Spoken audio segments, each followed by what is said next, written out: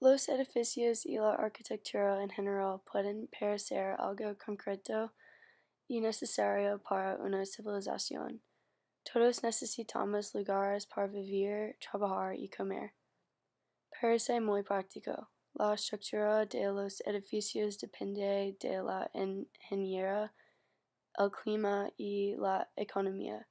Sin embargo, la arquitectura es una forma de arte y a menudo refleja la cultura de comunidades específicas.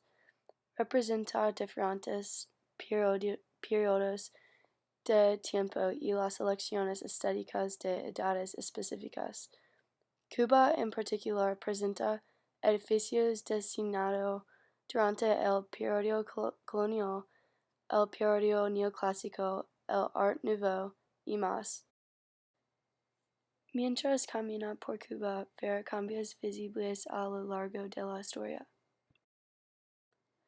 Cuba era un lugar diferente antes del comunismo y Castro tuvo lugar en 1959.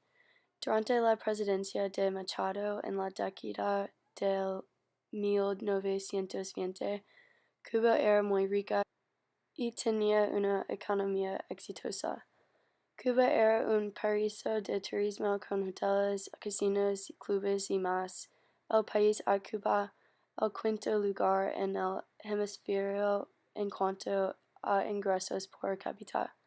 En 1902, la República se estableció en Cuba.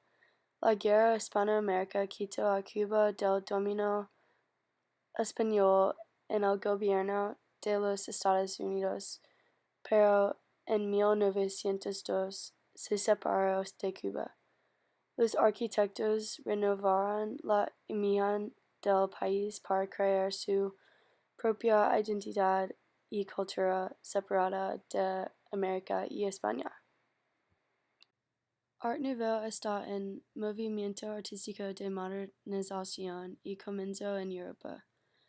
Los inmigrantes catalanes indujeron el estilo y los artistas se inspiraron en líneas orgánicas y geométricas, pero los cubanos añadieron su propio toque.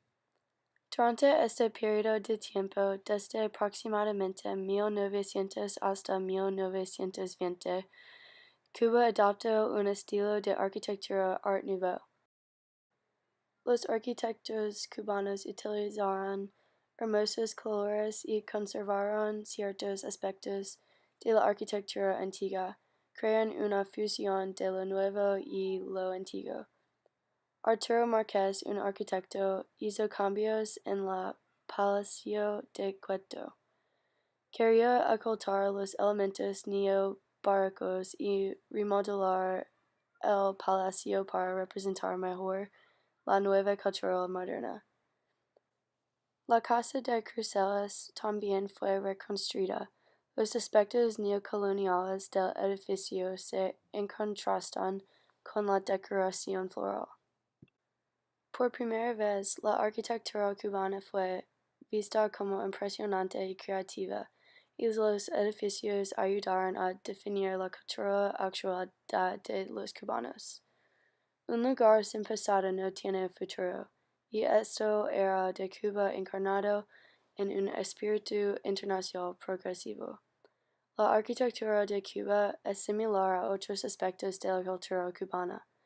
La música tradicional, por ejemplo, es colorida y hermosa, y es una mezcla de origen europeo y africano y sus propias ideas. La cultura cubana tiene su propia estética, personalidad y encanto.